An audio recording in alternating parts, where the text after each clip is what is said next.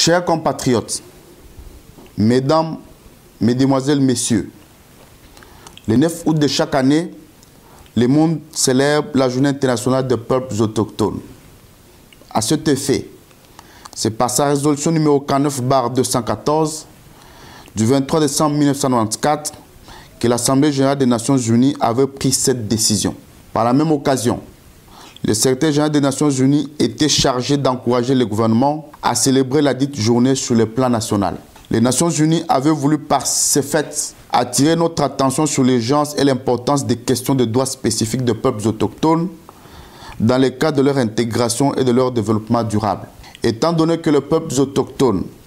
dont les Pygmées de la République démocratique du Congo, connaissent jusqu'à ce jour la discrimination et la marginalisation, le monde entier a l'obligation pressante d'accélérer les progrès de ces peuples vers un objectif fondamental, à savoir la reconnaissance de leur identité culturelle et de leurs droits spécifiques par l'intégration à tous les niveaux et surtout leur participation citoyenne dans la prise de décision sur l'échiquier national. C'est dans ce cadre que mon ministère, en collaboration avec les structures de la société civile œuvrant dans ce secteur, auxquelles se sont jointes l'UNESCO et la Philharmonie du Congo, a pris l'initiative d'organiser à Kinshasa, sous le haut patronage du président de la République, chef de l'État, son Excellence Félix-Antoine Tshisekedi Tshilombo, des activités festives, artistiques et pédagogiques afin de sensibiliser le grand public et les partenaires à la cause des peuples autochtones. Identité et diversité culturelle des peuples autochtones à l'avant-garde du développement durable intégral, tel est le thème choisi cette année au niveau international. De toute évidence, le thème international est totalement en phase avec les efforts que conjugue la République démocratique du Congo sous l'impulsion du chef de l'État,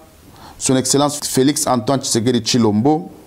vers l'atteinte d'ici 2030 de l'amélioration des conditions de vie des peuples autochtones par la reconnaissance de leurs droits spécifiques et leur accès à tous les services sociaux de base. Aussi, la République démocratique du Congo met cette année l'accent au niveau national sur le thème bilan et perspectives pour les peuples autochtones. À ce jour, notre pays a développé et continue de s'impliquer dans des actions stratégiques à plusieurs niveaux, à savoir l'adoption d'un cadre stratégique devant servir à l'élaboration d'un programme de développement de ces peuples en République démocratique du Congo, notamment le programme multisectoriel pour le développement des peuples autochtones, PDPA en sigle, issu de ce cadre. Un programme élaboré à la table ronde internationale tenue à Kinshasa en juillet 2016. L'existence dans notre pays d'une feuille de route, de suivi de la mise en œuvre des recommandations portant sur les peuples autochtones pygmées, conformément au mécanisme de l'examen périodique universel, qui est un processus basé sur la coopération,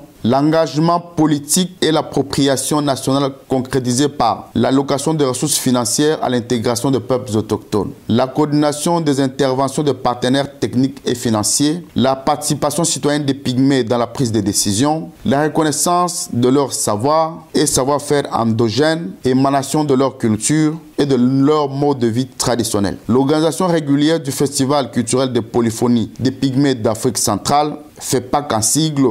prévu cette année au cours de ce mois d'août, est reporté pour l'année 2021 à cause de la pandémie de la Covid-19. De ce qui précède, j'ose croire que la considération humaine tant au niveau national qu'international de cette importante frange de la population congolaise sera accrue par des garanties juridiques sérieuses.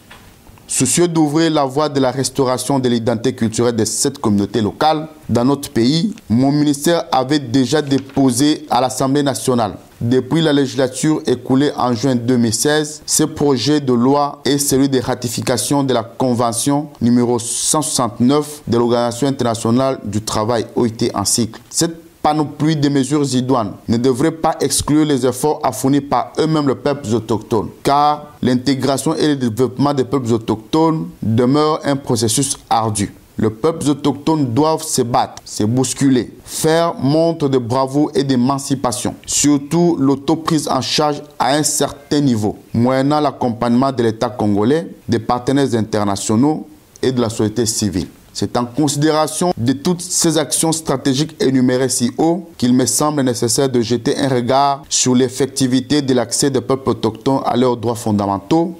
notamment la reconnaissance de leur identité culturelle. Pour ce faire, notre pays se devait, au cours de cette journée, de s'évaluer à travers les actions entreprises jusqu'ici en dressant son propre bilan dans ces domaines, afin d'entrevoir l'avenir de peuples autochtones avec beaucoup plus de circonspection. Que vive la République démocratique du Congo, que vive le peuple autochtone pygmée de la RDC. Bonne fête à tous, je vous remercie.